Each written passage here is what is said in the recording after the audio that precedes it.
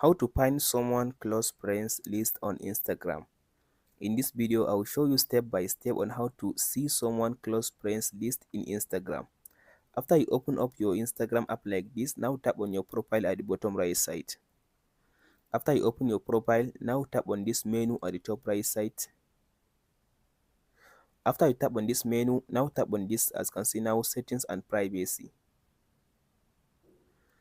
After you open the settings and privacy, scroll to down and tap on this where it says close friends. Here is it, close friends.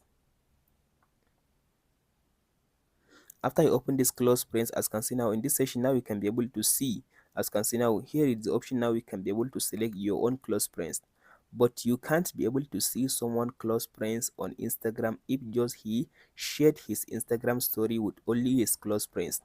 For now, there is no any official button from Instagram to see someone close friends when he shared only his story with his close friends on Instagram. That's it guys, the solution for you. There is no option to see someone close friends list in Instagram. Hope this video helps you out. Don't forget to like and subscribe. Thank you for watching guys.